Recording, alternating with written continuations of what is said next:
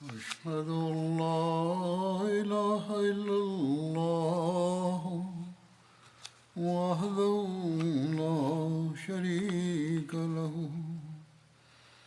وأشهد أن محمدا عبده ورسوله أما بعد فأعوذ بالله من الشيطان الرجيم بسم الله الرحمن الرحيم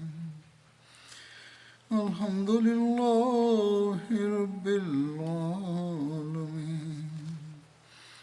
الرحمن الرحيم مالك يوم الدين إياك نعبد وإياك نستعين اهدنا الصراط المستقيم صراط الذين أنعمت عليهم غير المغضوب عليهم ولا الضالين. ഉഹുദ് യുദ്ധത്തെക്കുറിച്ചാണ് പറഞ്ഞു വന്നിരുന്നത്. ഇത് സംബന്ധിച്ച് കുറെ കൂടി കാര്യങ്ങൾ പറയുന്നതാണ്. നേരത്തെ പറഞ്ഞു വന്നതുപോലെ ശത്രുക്കൾ നബി സല്ലല്ലാഹു അലൈഹി വസല്ലം ഷഹീദായെന്ന് വിളംബരപ്പെടുത്തുകയുണ്ടായി. നബി സല്ലല്ലാഹു അലൈഹി വസല്ലം ഷഹീദായെന്ന ഈ വാർത്ത ശത്രുക്കൾ പ്രചരിപ്പിച്ചത് മുസ്ലിങ്ങൾ കേട്ടപ്പോൾ അവരുടെ അവസ്ഥ എന്തായിരുന്നു? ഇതിന്റെ വിശദീകരണങ്ങളിൽ പറയുന്നു, ഇബ്നു കമിയ താൻ നബി സല്ലല്ലാഹു അലൈഹി വസല്ലമിനെ ഷഹീദാക്കിയെന്ന് കരുതിക്കൊണ്ട് അയാൾ വിളിച്ചു പറഞ്ഞു, മുഹമ്മദ് സല്ലല്ലാഹു അലൈഹി വസല്ലം ഷഹീദായിരിക്കുന്നു. വിളിച്ചു പറഞ്ഞത് ഷെയ്ത്താനാണെന്നും പറയപ്പെടുന്നു. അത് ജുഅൽ ബിൻ സുറാഖയുടെ രൂപത്തിലായിരുന്നു. ജുഅൽ ആദ്യകാല നല്ല മുസ്ലിങ്ങളിൽപ്പെട്ട ആളായിരുന്നു. അഹ്ലെ സുഫയിൽപ്പെട്ട ആളുമായിരുന്നു. ഇദ്ദേഹത്തിന്റെ പേര് നബി സല്ലല്ലാഹു അലൈഹി വസല്ലം ഖന്തക്ക് യുദ്ധവേളയിൽ ഉമർ എന്ന് മാറ്റുകയുണ്ടായി. ഏതായാലും ഇത് കേട്ടപ്പോൾ ആളുകൾ ജുആലിനെ കൊല്ലാൻ വേണ്ടി ആക്രമിക്കുകയുണ്ടായി. എന്നാൽ അദ്ദേഹം വിളംബരം നടത്തിയിട്ടില്ലെന്ന് പറഞ്ഞ് തന്റെ നിരപരാധിത്വം വ്യക്തമാക്കി. അദ്ദേഹം പറഞ്ഞു, ഞാൻ ഒരു വിളംബരവും നടത്തിയിട്ടില്ല. ഖവ്വാദ് ബിൻ ജുബൈർ അബൂ ബർദ സാക്ഷ്യം നൽകിക്കൊണ്ട് പറഞ്ഞു, വിളംബരം നടക്കുന്ന സമയത്ത് ഇദ്ദേഹം എൻ്റെ കൂടെ നിന്ന് യുദ്ധം ചെയ്യുകയായിരുന്നു. അതായത് അദ്ദേഹം പറഞ്ഞു, ഇദ്ദേഹം ശത്രുക്കളുമായി എൻ്റെ കൂടെ യുദ്ധം ചെയ്യുകയായിരുന്നു. വിളംബരപ്പെടുത്തിയത് അബുൽ അക്ബയാണെന്നും പറയപ്പെടുന്നു. അയാൾ നബി സല്ലല്ലാഹു അലൈഹി വസല്ലം ഷഹീദായെന്ന് 3 തവണ വിളംബരപ്പെടുത്തുകയുണ്ടായി. ഏതായാലും ആരാണ് വിളംബരപ്പെടുത്തിയത് എന്നത് സംബന്ധിച്ച് പല നിവേദനങ്ങളുമുണ്ട്. ഒരുപക്ഷെ പലരും പല വിധത്തിൽ കണ്ടതായിരിക്കാം. പലരും വിളംബരപ്പെടുത്തിയിട്ടുമുണ്ടാകാം. ഇബ്നു കമിയ ഇബ്ലീസും അബുൽ അക്ബയും എല്ലാം വിളംബരപ്പെടുത്തിയിട്ടുണ്ടാകാം. സാത്താനിക പ്രകൃതമുള്ള ആളുകൾക്ക് ഇങ്ങനെ വിളംബരപ്പെടുത്താൻ കഴിയുകയുള്ളൂ. ഈ വാർത്ത പരന്നതും മുസ്ലിങ്ങളിൽ ചിലർ പറഞ്ഞു, റസൂലുള്ളാഹി സ്വല്ലല്ലാഹു അലൈഹി വസല്ലം വഫാത്തായിരിക്കുന്നു.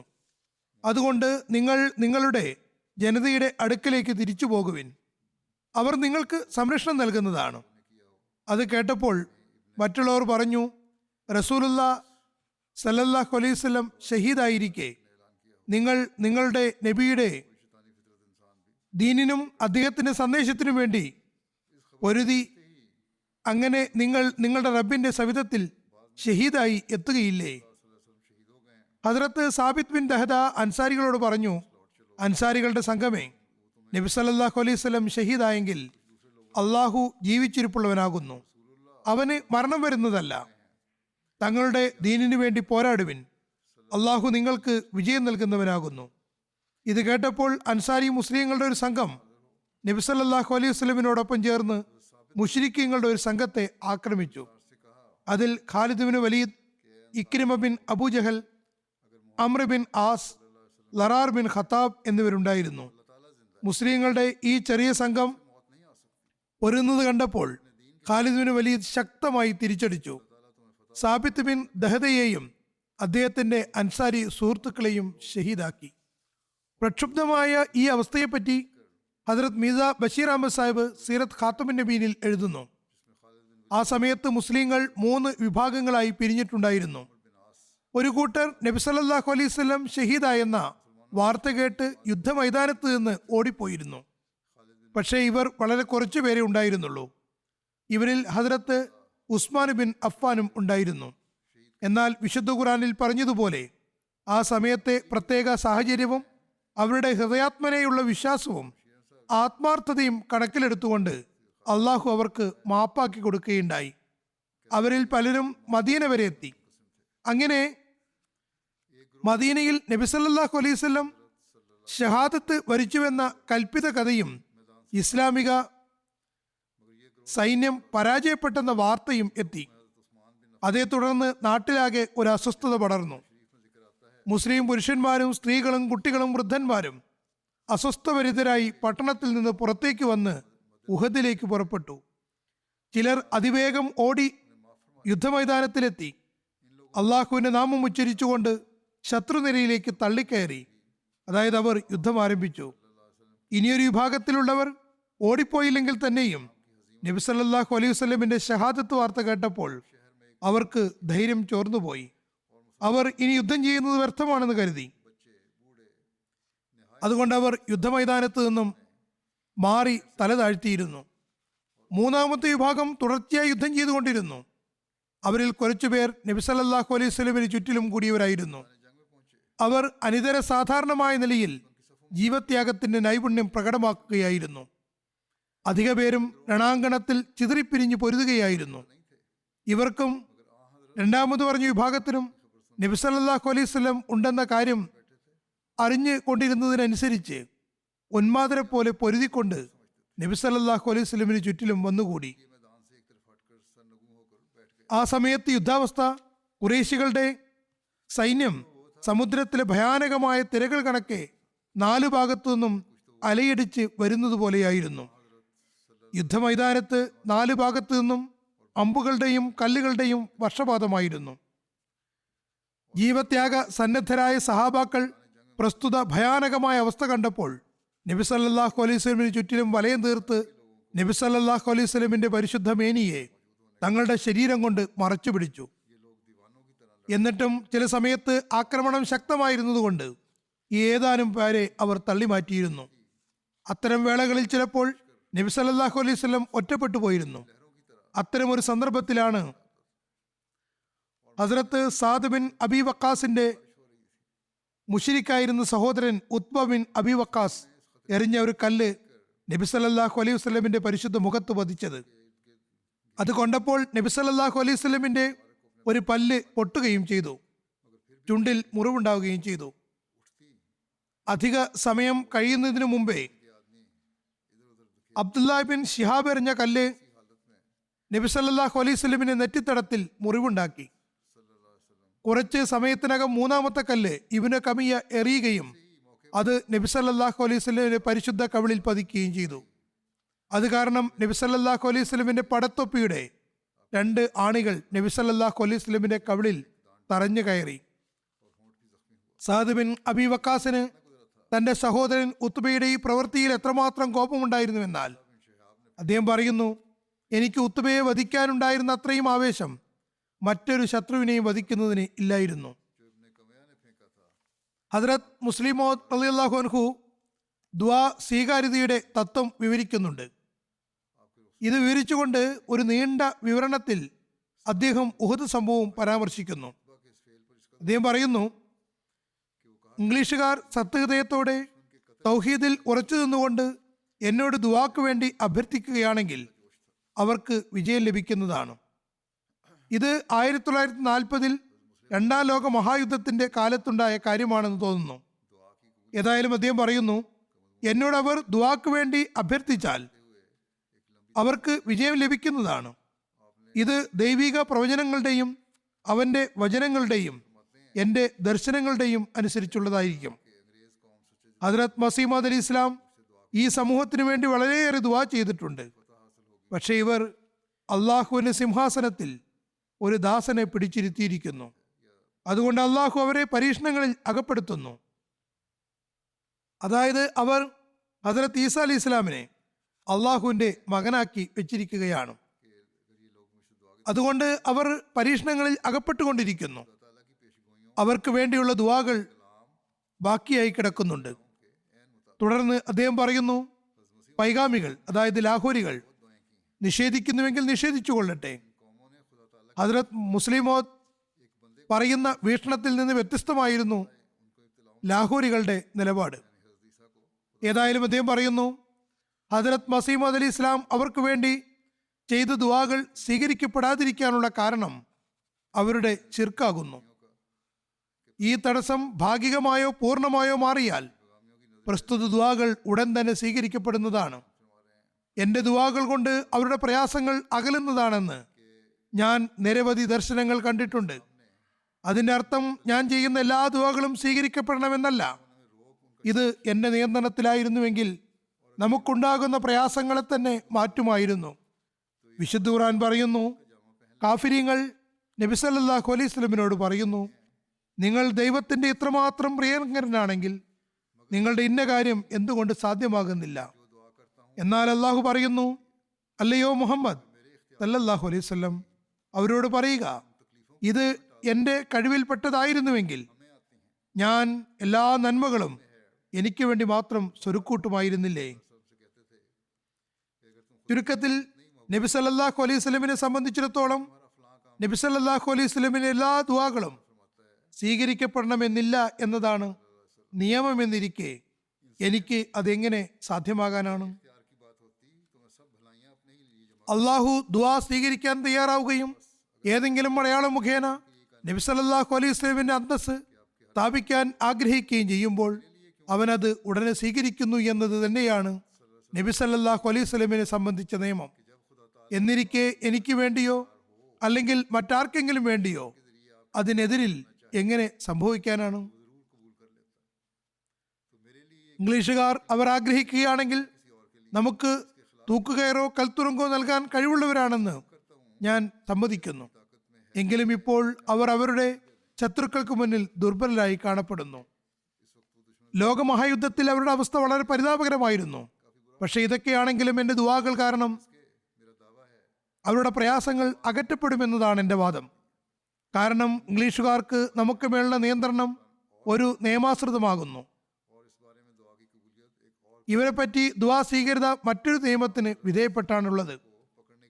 നബി സല്ലല്ലാഹു അലൈഹി വസല്ലമിനെ പിടികൂടാൻ ഇറാൻ രാജാവ് ആഗ്രഹിച്ചിരുന്നു. അയാൾ പിടികൂടാൻ എത്തിയിരുന്നില്ല. സന്ദേശവുമായി യമനിലെ ഗവർണർ എത്തിയിട്ടുണ്ടായിരുന്നതേയുള്ളൂ.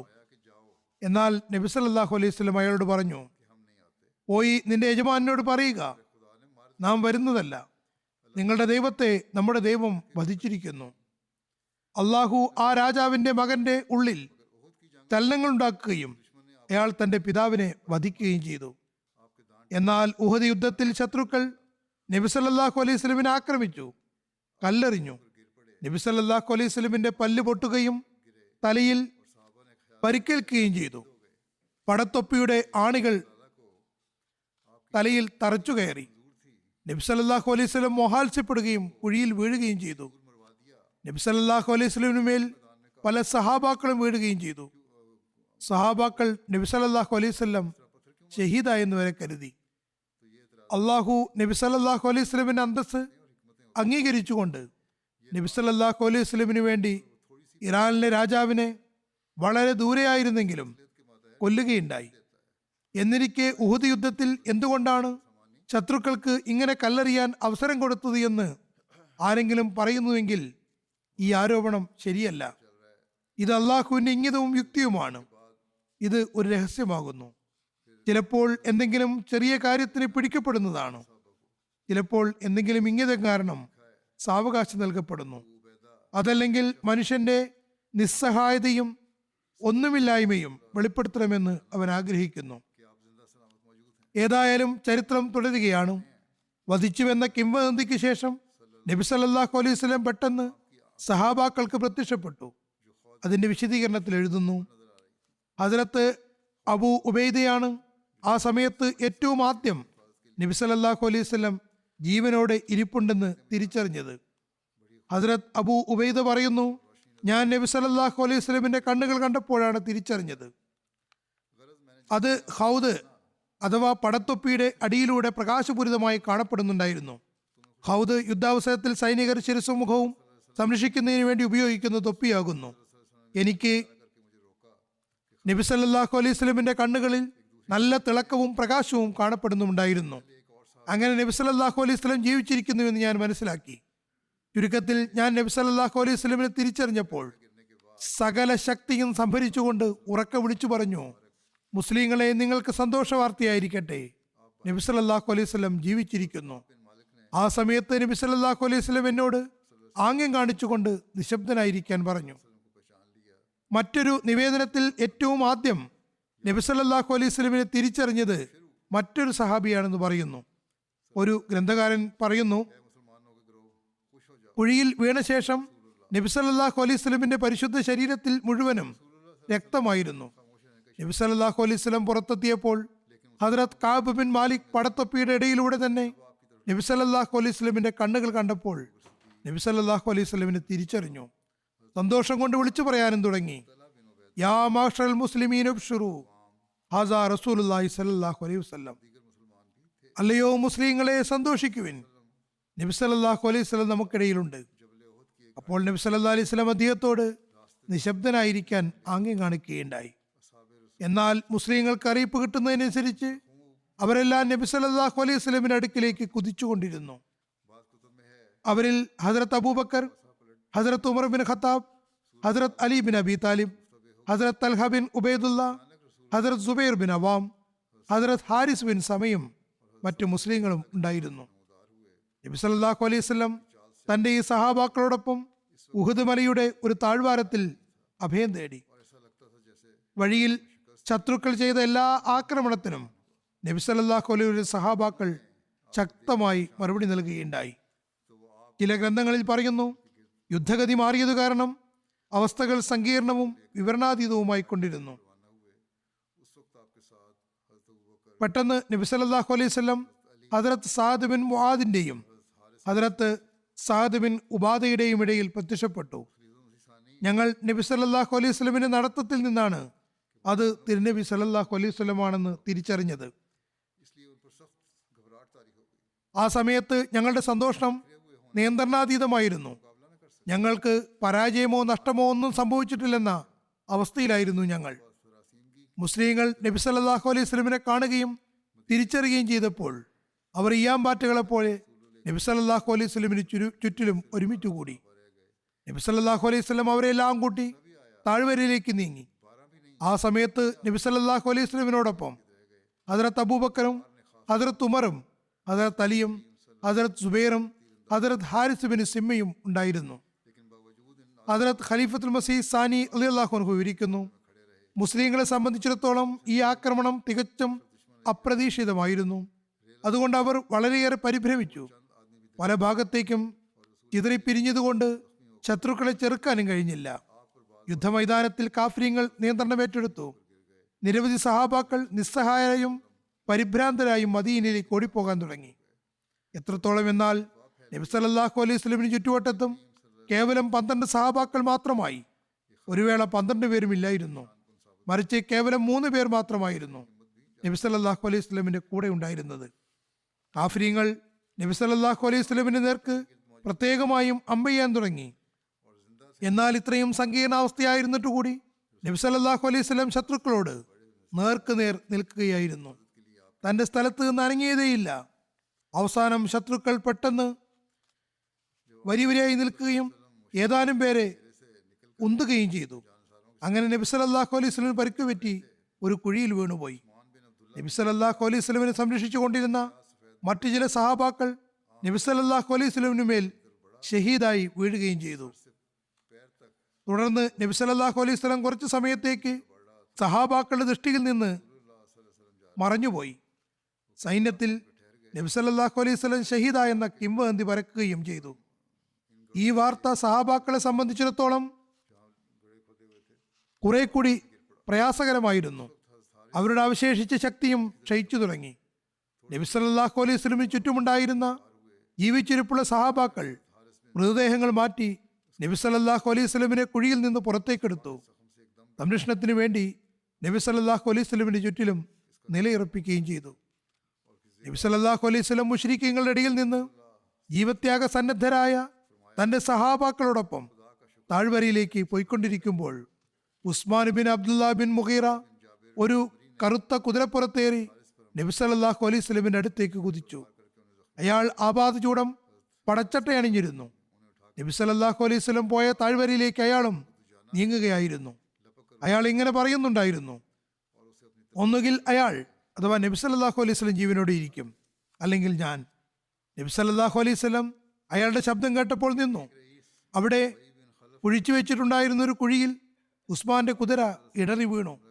അപ്പോൾ ഹദ്രത്ത് ഹാരിസ് അയാളുടെ അടുത്തേക്ക് കുതിച്ചു. കുറച്ചു നേരം രണ്ടുപേരും തമ്മിൽ വാൾപ്പയറ്റ് നടന്നു. ഓർക്കാപ്പുറത്ത് ഹദ്രത്ത് ഹാരിസ് ബിൻ സിമ്മ അയാളുടെ കാലിൽ വാളുകൊണ്ട് വെട്ടി. ഉസ്മാൻ പ്രസ്തുത പരിക്ക് കാരണം തൽക്ഷണം വീണുപോയി. തുടർന്ന് ഹദ്രത്ത് ഹാരിസ് അയാളുടെ കഥ കഴിച്ചു. അയാളുടെ പടച്ചട്ടയും പടത്തൊപ്പിയും അഴിച്ചെടുത്തു. നബി സല്ലല്ലാഹു അലൈഹി വസല്ലം അത് കണ്ടപ്പോൾ പറഞ്ഞു, അയാളെ നശിപ്പിച്ച അള്ളാഹുവിന് സ്തുതി. അല്പസമയത്തിനകം തന്നെ ഉബൈദുല്ല ബിൻ ജാബിർ ആമിരി ഹദ്രത്ത് ഹാരിസിനെ ആക്രമിച്ചു. അദ്ദേഹത്തിന്റെ തോളിൽ ആക്രമണം നടത്തി. അദ്ദേഹത്തിന് പരിക്കേൽപ്പിച്ചു. ഹദ്രത്ത് ഹാരിസിന്റെ സുഹൃത്തുക്കൾ അദ്ദേഹത്തെ എടുത്തുകൊണ്ടുപോയി. അപ്പോൾ തന്നെ ഹദ്രത്ത് അബൂ ദുജാന ഉബൈദുല്ലയെ കീഴ്പ്പെടുത്തുകയും തന്റെ വാൾ കൊണ്ട് അയാളെ കൊന്ന ശേഷം നബി സല്ലല്ലാഹു അലൈഹി വസല്ലമിന്റെ അടുക്കൽ എത്തുകയും ചെയ്തു. മക്ക മൂപ്പനായ ഉബയ്യ് ബിൻ ഖലഫ് നബി സല്ലല്ലാഹു അലൈഹി വസല്ലമിനെ ആക്രമിച്ച സംഭവം കാണപ്പെടുന്നുണ്ട്. നബി സല്ലല്ലാഹു അലൈഹി വസല്ലം താഴ്വരയിലേക്ക് പോകുമ്പോൾ ഉബയ്യ് ബിൻ ഖൽഫ് അവിടെ എത്തി. ഉബയ്യ് ബിൻ ഖൽഫ് ബദർ യുദ്ധത്തിൽ ബന്ദിയായതിന്റെ ഫിദിയ കൊടുത്തിട്ടുണ്ടായിരുന്നു. അയാൾ പറഞ്ഞു, എൻ്റെ പക്കൽ ഊത് കുതിരയാണുള്ളത്. അതിന് ഞാൻ ദിവസവും ഒരു ഫറക്ക്, അതായത് 7.5 കിലോ ചോളം തീറ്റാറുണ്ട്. നല്ല ശക്തിയുള്ളതാണ്, നല്ല ആരോഗ്യവുമുണ്ട്. ഇതിനുമേൽ സഞ്ചരിച്ചുകൊണ്ട് മുഹമ്മദ് സല്ലല്ലാഹു അലൈഹി വസല്ലമിനെ ഞാൻ വധിക്കുന്നതാണ്. അയാൾ പറഞ്ഞതിനെ പറ്റി അറിഞ്ഞപ്പോൾ നബി സല്ലല്ലാഹു അലൈഹി വസല്ലം പറഞ്ഞു, ഇല്ല, മറിച്ച് ഞാൻ അയാളെ വധിക്കുന്നതാണ്. ഒരു നിവേദനമനുസരിച്ച് ഇത് അയാൾ ഹിജ്റത്തിന് മുമ്പ് മക്കയിൽ വെച്ചാണ് നബി സല്ലല്ലാഹു അലൈഹി വസല്ലമിനോട് പറഞ്ഞത്. ഏതായാലും ഉഹദ് യുദ്ധമുണ്ടായപ്പോൾ നബി സല്ലല്ലാഹു അലൈഹി വസല്ലം തന്റെ സഹാബാക്കളോട് പറഞ്ഞു, ഉബയ്യ് ബിൻ ഖൽഫ് എൻ്റെ പിന്നിലൂടെ വന്ന് എന്നെ ആക്രമിക്കുമോ എന്ന് എനിക്ക് ആശങ്കയുണ്ട്. നിങ്ങൾ അയാളെ കണ്ടാൽ എന്നോട് പറയണം. അയാൾ പടച്ചട്ടയണിഞ്ഞ് കുതിരയെ നൃത്തം ചെയ്യിച്ചുകൊണ്ട് വരുന്നുണ്ടായിരുന്നു. നബി സല്ലല്ലാഹു അലൈഹി വസല്ലമും അയാളെ കണ്ടിരുന്നു. അയാൾ ചോദിച്ചു, മുഹമ്മദ് സല്ലല്ലാഹു അലൈഹി വസല്ലം എവിടെ? അഥവാ അയാൾ രക്ഷപ്പെടുകയാണെങ്കിൽ ഞാൻ രക്ഷപ്പെടുന്നതല്ല. ഹദ്രത്ത് മുസ്അബ് ബിൻ ഉമൈർ അയാൾക്ക് മുന്നിൽ വന്നു. അദ്ദേഹം, അതായത് മുസ്അബ് ബിൻ ഉമൈർ, നബി സല്ലല്ലാഹു അലൈഹി വസല്ലമിനെ പ്രതിരോധിക്കുകയായിരുന്നു. അയാൾ മുസ്അബ് ബിൻ ഉമൈറിനെ ഷഹീദാക്കി. സഹാബാക്കൾ പറഞ്ഞു, യാ റസൂലല്ലാഹ്, ഉബയ്യ് അങ്ങേക്കടുത്തേക്ക് വരുന്നു. അങ്ങ് ഇഷ്ടപ്പെടുകയാണെങ്കിൽ ഞങ്ങളിൽ ആരെങ്കിലും അയാളുടെ കഥ കഴിക്കാം. മറ്റൊരു നിവേദനത്തിൽ പറയുന്നു, സഹാബാക്കൾ അയാൾക്ക് മുന്നിൽ വന്നു. നബി സല്ലല്ലാഹു അലൈഹി വസല്ലം പറഞ്ഞു, അയാളെ വിടൂ, അയാളുടെ വഴിയിൽ നിന്ന് മാറി നിൽക്കുവിൻ. അങ്ങനെ അയാൾ നബി സല്ലല്ലാഹു അലൈഹി വസല്ലമിന്റെ അടുത്തെത്തി. അപ്പോൾ നബി സല്ലല്ലാഹു അലൈഹി വസല്ലം പറഞ്ഞു, അല്ലയോ കാസിബ്, എവിടേക്കാണ് ഓടിപ്പോകുന്നത്? നബി സല്ലല്ലാഹു അലൈഹി വസല്ലം ഹദ്രത്ത് ഹാരിസ് ബിൻ സിമ്മയിൽ നിന്നും മറ്റൊരു നിവേദന പ്രകാരം ഹദ്രത്ത് സുബൈർ ബിൻ അവാമിൽ നിന്നും അമ്പു വാങ്ങി. നബി സല്ലല്ലാഹു അലൈഹി വസല്ലം വില്ല് കുലച്ചു.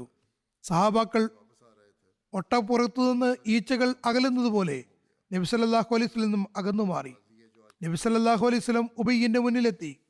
അയാളുടെ കഴുത്തിലോ പടത്തൊപ്പിക്കും പടച്ചട്ടയ്ക്കും ഇടയിൽ കാണാൻ കഴിയുന്ന ഭാഗത്തോ അമ്പ് ചെയ്തു.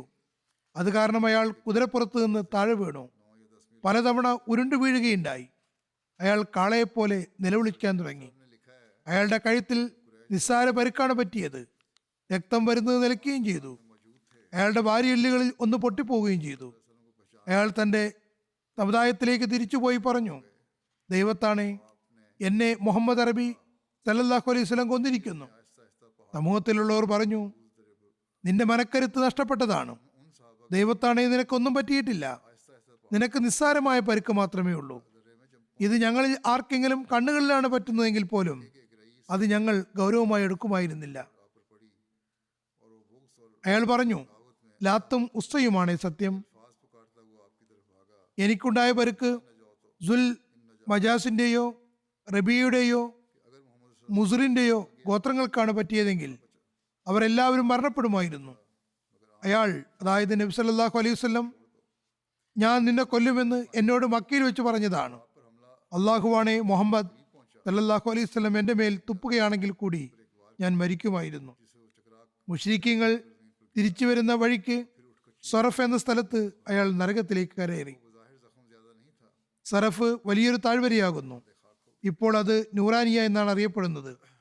ഹജ്ജത്തുൽ വിദായിൽ ഇത് നബി സല്ലല്ലാഹു അലൈഹി വസല്ലമിന്റെ 7ാമത്തെ പടവ് അഥവാ മൻസിലായിരുന്നു. ഇത് തൻഈമിനടുത്ത് മക്കയിൽ നിന്ന് 9-10 മൈൽ ദൂരെ സ്ഥിതി ചെയ്യുന്നു. ഹസ്രത്ത് മിർസ ബഷീർ അഹമ്മദ് സാഹിബ് എഴുതുന്നു, ഖുറൈശികൾ അല്പം പിന്നോട്ട് മാറിയപ്പോൾ യുദ്ധഭൂമിയിലുണ്ടായിരുന്ന മുസ്ലിങ്ങൾ നബി സല്ലല്ലാഹു അലൈഹി വസല്ലമിനെ തിരിച്ചറിയുകയും തിരുനബിക്ക് ചുറ്റും ഒത്തുകൂടുകയും ചെയ്തു. തുടർന്ന് നബി സല്ലല്ലാഹു അലൈഹി വസല്ലം തൻ്റെ കൂടെയുണ്ടായിരുന്ന സഹാബാക്കളുടെ സംഘത്തോടൊപ്പം മെല്ലെ മെല്ലെ പർവ്വതത്തിന് മുകളിലേക്ക് കയറി സുരക്ഷിതമായ മലയിടുക്കിലേക്ക് എത്തി. വഴിയിൽ മക്കാമൂപ്പനായ ഉബയ്യ് ഇബ്നു ഖൽഫ് നബി സല്ലല്ലാഹു അലൈഹി വസല്ലമിനെ കണ്ടു.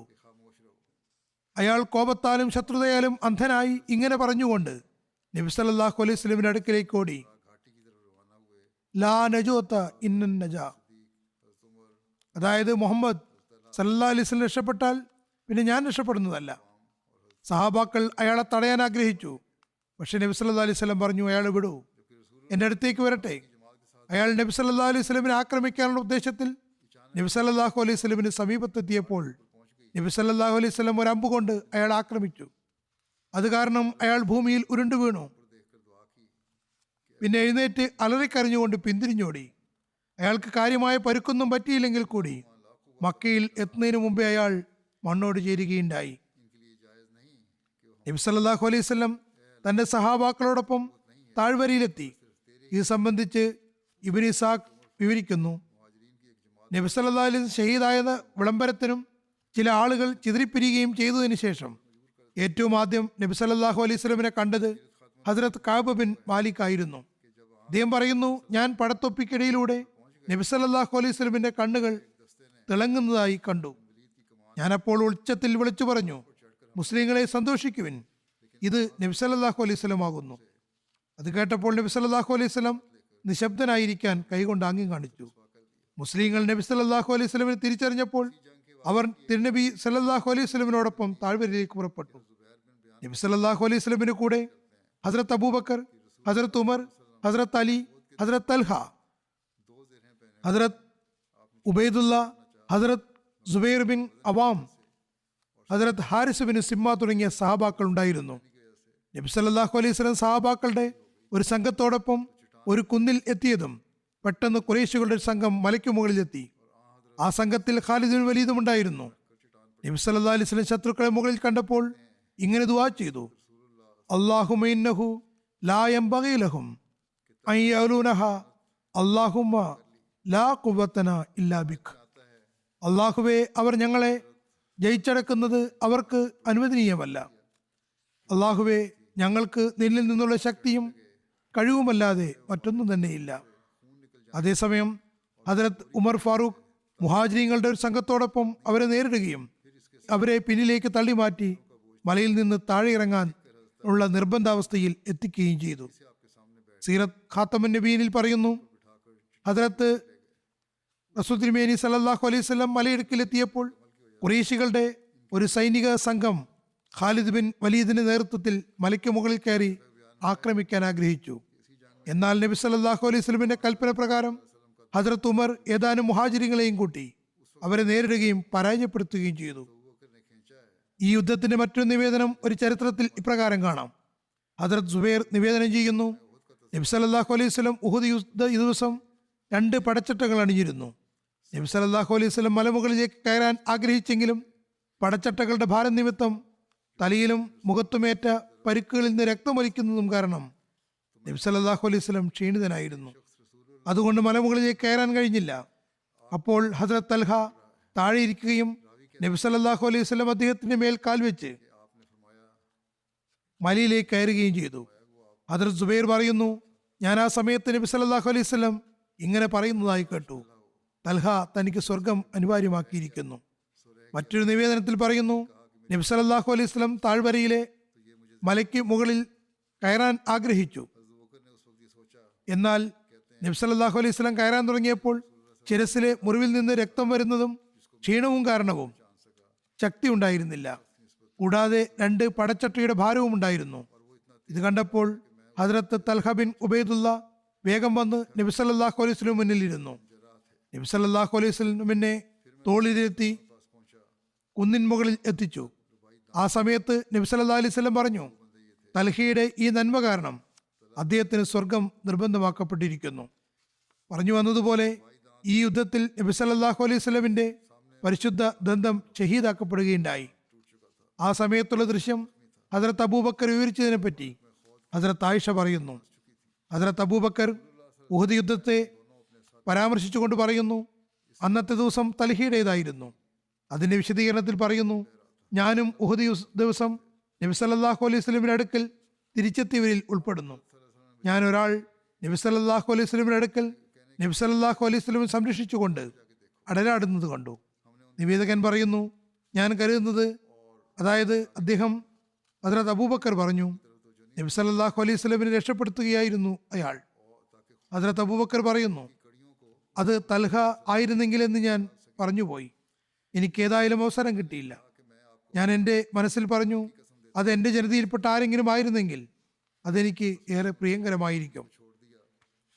ഹദ്രത്ത് അബൂബക്കർ ആ സമയത്ത് ചിന്തിച്ചു, എനിക്ക് നബി സല്ലല്ലാഹു അലൈഹി വസല്ലമിനിടയിൽ ഒരാളുണ്ട്, അയാൾ എനിക്ക് തിരിച്ചറിയാൻ കഴിയുന്നുണ്ടായിരുന്നില്ല. വാസ്തവത്തിൽ ഞാൻ അയാളെക്കാളും നബി സല്ലല്ലാഹു അലൈഹി വസല്ലമിന് സമീപത്തായിരുന്നു. അയാൾ വളരെ ശീഘ്രഗതിയിൽ നടക്കുന്നുണ്ടായിരുന്നു. അത്രയും വേഗത്തിൽ എനിക്ക് നടക്കാൻ കഴിയുമായിരുന്നില്ല. അത് അബൂ ഉബൈദ ബിൻ ജറാഹ് ആയിരുന്നു. പിന്നെ ഞാൻ നബി സല്ലല്ലാഹു അലൈഹി വസല്ലമിന്റെ അടുക്കലെത്തി. നബി സല്ലല്ലാഹു അലൈഹി വസല്ലം തിരുമേനിയുടെ കൂടെ 2 ആളുകളുണ്ടായിരുന്നു. അതായത് ഹദ്രത്ത് തൽഹയും ഉബൈദ ബിൻ ജറാഹും. നബി സല്ലല്ലാഹു അലൈഹി വസല്ലമിന്റെ താഴെയുള്ള മുന്നിലെ 4 പല്ലുകളിൽ ഓമ്പലിനും തൊട്ടടുത്ത പല്ലിനുമിടയിലുള്ള ഒരു പല്ല് പൊട്ടിപ്പോയിട്ടുണ്ടായിരുന്നു. മുഖത്ത് പരിക്ക് പറ്റിയിരുന്നു. നബി സല്ലല്ലാഹു അലൈഹി വസല്ലമിന്റെ പരിശുദ്ധ മുഖത്ത് പടത്തൊപ്പിയുടെ ആണി തറച്ചിരുന്നു. നബി സല്ലല്ലാഹു അലൈഹി വസല്ലം പറഞ്ഞു, നിങ്ങൾ 2 പേരും നിങ്ങളുടെ സഹോദരനെ സഹായിക്കൂ. നബി സല്ലല്ലാഹു അലൈഹി വസല്ലം തൽഹയെയാണ് ഉദ്ദേശിച്ചത്. അദ്ദേഹത്തിന് രക്തമൊലിക്കുന്നുണ്ടായിരുന്നു. നബി സല്ലല്ലാഹു അലൈഹി വസല്ലമിനെ സംരക്ഷിച്ചുകൊണ്ട് ഹദ്രത്ത് തൽഹയ്ക്ക് വളരെയേറെ പരിക്ക് പറ്റിയിരുന്നു.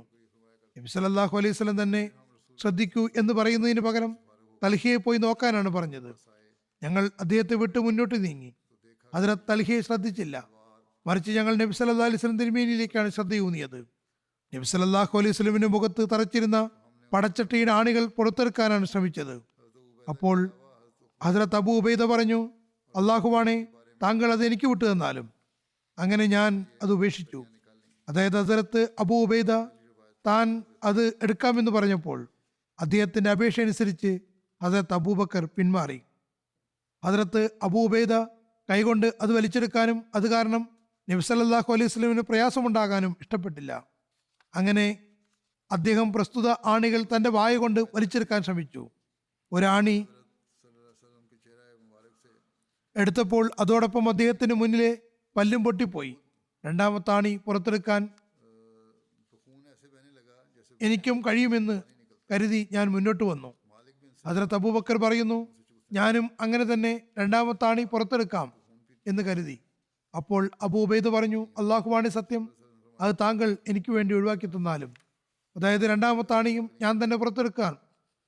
ഇങ്ങനെ അദ്ദേഹം ഹദ്രത്ത് അബൂബക്കറിനോട് പറഞ്ഞപ്പോൾ അദ്ദേഹം പിന്മാറി. പിന്നെ അദ്ദേഹം നേരത്തെ ചെയ്തതുപോലെ തന്നെ ചെയ്യുകയുണ്ടായി. അബൂ ഉബൈദയുടെ 2ാമത്തെ പല്ലും ആണിയോടൊപ്പം പൊട്ടിപ്പോയി. ഹദ്രത്ത് അബൂബക്കർ ഇങ്ങനെ പറയുന്നു, അബൂ ഉബൈദ മുൻനിരയിൽ പല്ലുകൊഴിഞ്ഞ ആളുകൾക്കിടയിൽ ഏറെ സുന്ദരനായി കാണപ്പെട്ടു. പിന്നെ ഞാൻ റസൂലുള്ളാഹി സ്വല്ലല്ലാഹു അലൈഹി വസല്ലമിനെ ശുശ്രൂഷിച്ചതിന് ശേഷം തൽഹയുടെ അടുക്കലേക്ക് എത്തി. അദ്ദേഹം കുഴിയിൽ വീണ് കിടക്കുകയായിരുന്നു. അദ്ദേഹത്തിന്റെ ശരീരത്തിൽ കല്ലും മമ്പും വാളും കൊണ്ടതിന്റെ ചുരുങ്ങിയത് 70 പരിക്കുകളെങ്കിലും ഉണ്ടായിരുന്നു. അദ്ദേഹത്തിന്റെ വിരലും മുറിഞ്ഞു പോയിരുന്നു. ഞങ്ങൾ അദ്ദേഹത്തിന്റെ മുറിവ് കെട്ടുകയുണ്ടായി. ചില നിവേദനങ്ങളിൽ ഹദ്രത്ത് അബൂ ഉബൈദയ്ക്ക് പകരം ഹദ്രത്ത് ഉഖ്ബ ബിൻ വഹബും ഹദ്രത്ത് അബൂബക്കറുമാണ് ആണികൾ പുറത്തെടുത്തതെന്ന് പറയുന്നു. ഏതായാലും ആദ്യത്തെ നിവേദനമാണ് കൂടുതൽ ശരിയായിട്ടുള്ളത്. അബൂ സയ്യിദ് ഖുദ്രി നിവേദനം ചെയ്യുന്നു, നബി സല്ലല്ലാഹു അലൈഹി വസല്ലമിന്റെ പരിശുദ്ധ മുഖത്തിൽ നിന്ന് 2 ആണികൾ പുറത്തെടുത്തപ്പോൾ വെള്ളം നിറച്ച പാത്രത്തിൽ നിന്ന് വെള്ളം ഒഴുകുന്നത് പോലെ രക്തം വരാൻ തുടങ്ങി. മാലിക് ബിൻ സനാൻ തന്റെ വായ കൊണ്ട് പ്രസ്തുത രക്തം വലിച്ചു കുടിക്കാൻ തുടങ്ങി. നബി സല്ലല്ലാഹു അലൈഹി വസല്ലം അയാളോട് ചോദിച്ചു, നീ രക്തം കുടിക്കുകയാണോ? അദ്ദേഹം പറഞ്ഞു, അതെ. നബി സല്ലല്ലാഹു അലൈഹി വസല്ലം പറഞ്ഞു, ആരുടെ രക്തത്തെയാണോ എന്റെ രക്തം സ്പർശിച്ചത്, അയാളെ അഗ്നി സ്പർശിക്കുന്നതല്ല. ഇത് സബുലുൽ ഹുദ വർ റഷാദിലുള്ള ഒരു നിവേദനമാകുന്നു. പക്ഷേ ഈ നിവേദനവും ഇദ്ദേഹത്തിന്റെ നിവേദനങ്ങളും ഇത് എത്രമാത്രം ശരിയാണെന്ന് അള്ളാഹുവിന് മാത്രമേ അറിയുകയുള്ളൂ. രക്തം ഇങ്ങനെയാണ് തടുക്കുന്നതെങ്കിൽ രക്തം നിൽക്കുന്നതിന് പകരം കൂടുതൽ വരികയാണ് ചെയ്യുക, കൂടുതൽ ക്ഷീണം അനുഭവപ്പെടുകയും ചെയ്യും. ഏതായാലും അടുത്ത നിവേദനത്തിൽ ഇതിനുള്ള മറുപടിയും വരുന്നുണ്ട്. ഈ നിവേദനം പ്രബലമല്ലെന്നാണ് ഞാൻ കരുതുന്നത്. തുടർന്ന് എഴുതുന്നു, ഉഹദ് യുദ്ധത്തിൽ നബി സല്ലല്ലാഹു അലൈഹി വസല്ലം പരിക്ക് പറ്റിയത് സംബന്ധിച്ച് ബുഖാരിയിലും നിവേദനമുണ്ട്. ഹദ്രത്ത് സാലിബ് ബിൻ സഅദിനോട് നബി സല്ലല്ലാഹു അലൈഹി വസല്ലമിന് പരിക്ക് പറ്റിയതിനെ പറ്റി ചോദിച്ചപ്പോൾ അദ്ദേഹം പറഞ്ഞു, എന്നോട് ചോദിക്കുകയാണോ? അള്ളാഹുവാണേ, ആരാണ് നബി സല്ലല്ലാഹു അലൈഹി വസല്ലമിന്റെ മുറിവ് കഴുകിയിരുന്നതെന്നും ആരാണ് വെള്ളം ഒഴിച്ചു കൊടുത്തതെന്നും എന്ത് മരുന്നാണ് വെച്ചതെന്നും എന്നെല്ലാം എനിക്ക് നല്ലപോലെ അറിയാം. അതായത് ആ ദൃശ്യങ്ങളെല്ലാം എൻ്റെ കൺമുന്നിലുണ്ട്. ഹദ്രത്ത് സഹൽ പറയുന്നു, നബി സല്ലല്ലാഹു അലൈഹി വസല്ലമിന്റെ പുത്രി ഹദ്രത്ത് ഫാത്തിമ മുറിവ് കഴുകിക്കൊണ്ടിരുന്നു. ഹദ്രത്ത് അലി പാത്രത്തിൽ നിന്ന് വെള്ളം ഒഴിച്ചുകൊണ്ടിരുന്നു. വെള്ളം ഒഴിക്കുമ്പോൾ രക്തം കൂടുതൽ വരുന്നത് കാണുന്നു. ഹദ്രത്ത് ഫാത്തിമ ഒരു ചാക്കിന്റെ കഷ്ണമെടുത്ത് കത്തിക്കുകയും അത് മുറിവിലെക്കുകയും ചെയ്തു. അങ്ങനെ രക്തം വരുന്നത് നിലച്ചു. അന്ന് നബി സല്ലല്ലാഹു അലൈഹി വസല്ലമിന്റെ മുന്നിലുള്ള പല്ലും പൊട്ടിപ്പോയിരുന്നു, മുഖത്തും പരിക്കേറ്റിരുന്നു. വടത്തൊപ്പി നബി സല്ലല്ലാഹു അലൈഹി വസല്ലമിന്റെ തലയിൽ പൊട്ടിപ്പോയിരുന്നു. ഇവിടെ രക്തം തടുക്കുന്നതിന്റെയും കഴുകുന്നതിന്റെയും പരാമർശമാണുള്ളത്. രക്തം വലിച്ചു കുടിക്കുന്ന പരാമർശമില്ല. ഇതാണ് ബുഖാരിയുടെ നിവേദനം. ഇത് തന്നെയാണ് ശരിയും. നബി സല്ലല്ലാഹു അലൈഹി വസല്ലം താഴ്വരയുടെ മുന്നിലെത്തിയപ്പോൾ അലി ബിൻ അബി താലിബ് മീറാസിലെ വെള്ളം തന്റെ പാത്രത്തിൽ നിറച്ചുകൊണ്ട് നബി സല്ലല്ലാഹു അലൈഹി വസല്ലമിന്റെ സവിധത്തിലെത്തി. ഉഹദ് മലയിൽ ചെറുതും വലുതുമായ കുഴികളിൽ മഴവെള്ളം കെട്ടിക്കിടന്നിരുന്നു. ഈ കുഴികൾ മീറാസ് എന്നാണ് അറിയപ്പെട്ടിരുന്നത്. മീറാസിന്റെ വിവക്ഷ ഇതാണ് എന്ന് എഴുതിയിരിക്കുന്നു. ഈ സ്ഥലം ഹദ്രത്ത് ഹംസ ഷഹീദായ സ്ഥലത്തിനടുത്താണ്. നബി സല്ലല്ലാഹു അലൈഹി വസല്ലമിന് അവിടെ നിന്ന് വെള്ളം കൊണ്ടുവന്ന് കൊടുക്കുകയായിരുന്നു. പക്ഷേ വെള്ളത്തിന്റെ ദുർഗന്ധം കാരണം അത് കുടിച്ചില്ല. മുഖത്തുണ്ടായിരുന്ന മുറിവ് കഴുകുകയും ശിരസിലൊഴിക്കുകയും ചെയ്തു. നബി സല്ലല്ലാഹു അലൈഹി വസല്ലം പറഞ്ഞു, അള്ളാഹു അവന്റെ നബിയുടെ മുഖത്തിന് പരിക്കേൽപ്പിച്ചവന് മേൽ കോപിഷ്ഠനായിരിക്കുന്നു. മുഹമ്മദ് ബിൻ മുസ്ലമ വെള്ളം വാങ്ങാൻ സ്ത്രീകളുടെ അടുത്തേക്ക് പോയി. നബി സല്ലല്ലാഹു അലൈഹി വസല്ലമിന് നല്ല ദാഹമുണ്ടായിരുന്നു. മുഹമ്മദ് ബിൻ മുസ്ലമ ഒരു അരുവിയിൽ പോയി അവിടെ നിന്ന് ശുദ്ധജലം കൊണ്ടുവന്നു. നബി സല്ലല്ലാഹു അലൈഹി വസല്ലം പ്രസ്തുത വെള്ളം കുടിക്കുകയും അദ്ദേഹത്തിന് നന്മയ്ക്ക് വേണ്ടി ദുആകൾ ചെയ്യുകയും ചെയ്തു. ഇബ്രാനിയിൽ സഹൽ ബിൻ സഅദിൽ നിന്നുള്ള നിവേദനം, നബി സല്ലല്ലാഹു അലൈഹി വസല്ലമിന്റെ പരിശുദ്ധ മുഖത്ത് ഉഹദ് ദിവസം പരിക്കേൽക്കുകയുണ്ടായി. നബി സല്ലല്ലാഹു അലൈഹി വസല്ലമിന്റെ പരിശുദ്ധ ദന്തം ഷഹീദായി. പടത്തൊപ്പി ശിരസിൽ പൊട്ടുകയുണ്ടായി. മുശ്രിക്കീങ്ങൾ പോയപ്പോൾ സ്ത്രീകൾ നബി സല്ലല്ലാഹു അലൈഹി വസല്ലമിന്റെ അടുക്കലെത്തി. അവരിൽ ഫാത്തിമയും ഉണ്ടായിരുന്നു. അവർ നബി സല്ലല്ലാഹു അലൈഹി വസല്ലമിനെ കണ്ടപ്പോൾ വാരിപ്പുണരുകയുണ്ടായി. നബി സല്ലല്ലാഹു അലൈഹി വസല്ലമിന് മുറിവ് കഴുകാൻ തുടങ്ങി. ഹദ്രത്ത് അലി പാത്രത്തിൽ നിന്ന് വെള്ളം ഒഴിച്ചു കൊടുത്തുകൊണ്ടിരുന്നു. അപ്പോൾ കൂടുതൽ രക്തം വരികയാണ് ഉണ്ടായത്. അതേ തുടർന്ന് ഹദ്രത്ത് ഫാത്തിമ പായയുടെ കുറച്ചു ഭാഗം കത്തിച്ച് ചാരമുണ്ടാക്കുകയും അതുകൊണ്ട് മുറിവിൽ വെക്കുകയും ചെയ്തു. അത് മുറിവിൽ ചേരുകയും രക്തം വരുന്നത് നിലയ്ക്കുകയും ഉണ്ടായി. നബി സല്ലല്ലാഹു അലൈഹി വസല്ലമിന്റെ മുഖത്ത് നിന്ന് രക്തം വറ്റുന്നുണ്ടായിരുന്നു. നബി സല്ലല്ലാഹു അലൈഹി വസല്ലം സ്വയം തന്നെ മുഖം തുടച്ചുകൊണ്ടിരുന്നു. അതോടൊപ്പം ഇങ്ങനെ പറയുന്നുണ്ടായിരുന്നു, കൈഫ യുഫ്ലിഹുൽ ഖൗമ ഷജുവാനിഹിം വകസറു റിവായാത്തിഹിം വഹുവ യദഊഹും ഇലല്ലാഹ്. തങ്ങളുടെ നബി അള്ളാഹുവിലേക്ക് വിളിക്കുമ്പോൾ അദ്ദേഹത്തിന് പരിക്കേൽപ്പിക്കുകയും അദ്ദേഹത്തിന്റെ മുൻനിരയിലുള്ള പല്ല് പൊട്ടിക്കുകയും ചെയ്യുന്ന സമുദായം എങ്ങനെ വിജയിക്കാനാണ്?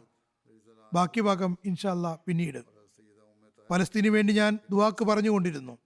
ഇപ്പോൾ മുസ്ലിങ്ങളുടെ അവസ്ഥ, അവർ ഒന്നിച്ചു നിന്ന് ഫലസ്തീൻ രക്ഷിക്കുന്നതിന് വേണ്ടി ചിന്തിക്കുന്നതിന് പകരം മുസ്ലിം രാഷ്ട്രങ്ങൾ പരസ്പരം പോരടിക്കാൻ തുടങ്ങിയിരിക്കുന്നു എന്നതാണ്. പാകിസ്ഥാനും ഇറാനും ഇടയിൽ അസ്വസ്ഥതകൾ ഉണ്ടായെന്നും പരസ്പരം അവർ ബോംബ് വർഷിക്കുന്നുവെന്നും കേൾക്കുന്നു. വളരെ ഭയാനകമായ അവസ്ഥ സംജാതമായി കൊണ്ടിരിക്കുകയാണ്. അള്ളാഹു തന്നെ ഈ മുസ്ലിം നാടുകളിലെ നേതാക്കന്മാർക്ക് ബുദ്ധിയും വിവേകവും നൽകുമാറാകട്ടെ. അവർക്ക് വേണ്ടിയും ദുആ ചെയ്യുക. അള്ളാഹു അവർക്ക് തങ്ങളുടെ ലക്ഷ്യം ശരിയായി മനസ്സിലാക്കാൻ തൗഫീക്ക് നൽകുമാറാകട്ടെ. അവർ ഒരേക ഉമ്മത്തായി മാറട്ടെ. നമസ്കാരത്തിന് ശേഷം 2 ജനാസയും നമസ്കരിപ്പിക്കുന്നതാണ്. ജനാസ ഗായിബാണ്. ഒന്ന് സയ്യിദ് ദാവൂദ് മുസഫർ ഷാ സാഹിബിന്റെ മകൻ സയ്യിദ് മൗലൂദ് അഹമ്മദ് സാഹിബിൻ്റെതാണ്. ഇദ്ദേഹം കഴിഞ്ഞ ദിവസം 76-ാമത്തെ വയസ്സിൽ വഫാത്തായി. ഇന്നാ ലില്ലാഹി വ ഇന്നാ ഇലൈഹി റാജിഊൻ. ഇദ്ദേഹം ഹദ്റത്ത് മുസ്ലിം മൗദ് റളിയല്ലാഹു അൻഹുവിൻ്റെയും സയ്യിദ ഉമ്മെ താഹിർ സാഹിബയുടെയും ദൗഹിത്രനും സാഹിബ്സാദി അമത്തുൽ ഹക്കീം സാഹിബയുടെയും സയ്യിദ് ദാവൂദ് മുസഫർ ഷാ സാഹിബിൻ്റെയും പുത്രനുമാണ്. അള്ളാഹുവിൻ്റെ അനുഗ്രഹത്താൽ മൂസിയായിരുന്നു. എൻ്റെ അളാമയുടെ മകനും എൻ്റെ ഭാര്യയുടെ മൂത്ത സഹോദരനുമായിരുന്നു. ഇദ്ദേഹത്തിൻ്റെ പിതാമഹൻ സയ്യിദ് മഹമ്മൂദുള്ള ഷാ സാഹിബ് ആയിരുന്നു. അദ്ദേഹം സയ്യിദ് അബ്ദുൽ സത്താർ ഷാ സാഹിബിൻ്റെ മകനായിരുന്നു. ഹസ്രത്ത് ഡോക്ടർ സയ്യിദ് അബ്ദുൽ സത്താർ ഷാ സാഹിബ് തഖ്വയിലും പരിശുദ്ധിയിലും വളരെ പാരമ്യത്തിലെത്തിയ ആളായിരുന്നു. വളരെ താഴ്മയും വിനയവും ഉണ്ടായിരുന്നു. അള്ളാഹുവിനോടും അടിയാളുകളോടുമുള്ള കടപ്പാടുകൾ നിറവേറ്റുന്നതിൽ വളരെ മുൻപന്തിയിലുമായിരുന്നു. ഹദ്രത്ത് മീർസ ബഷീർ അഹമ്മദ് സാഹിബ് അബ്ദുൽ സത്താർ ഷാ സാഹിബിനെ കുറിച്ച് ഒരു നിവേദനം രേഖപ്പെടുത്തിയിട്ടുണ്ട്. ഇത് അദ്ദേഹം എന്നോട് നേരിട്ട് പറഞ്ഞതാണ്. അതായത് ഡോക്ടർ അബ്ദുൽ സത്താർ ഷാ സാഹിബ് ഹദ്രത്ത് മീർസ ബഷീർ അഹമ്മദ് സാഹിബിനോട് സ്വയം വിവരിച്ചതാണ്. ഒരിക്കൽ ഹദ്രത്ത് ഖലീഫ അവൽ വളരെയേറെ രോഗാതുരനായി. ഇത് അദ്ദേഹം ഹദ്രത്ത് മസീമദ് അലി ഇസ്ലാമിൻ്റെ വീട്ടിൽ താമസിച്ചിരുന്ന കാലമാണ്. ഹദ്രത്ത് മസീമദ് അലി ഇസ്ലാം ആടുകളെ സദക്ക കൊടുത്തു. ഡോക്ടർ സാഹിബ് പറയുന്നു, ഞാനും അവിടെ സന്നിഹിതനായിരുന്നു. ഞാൻ രാത്രി ഹദ്രത്ത് ഖലീഫ അവലിൻ്റെ അടുക്കൽ കഴിച്ചുകൂട്ടുകയും മരുന്ന് കൊടുത്തുകൊണ്ടിരിക്കുകയും ചെയ്തു.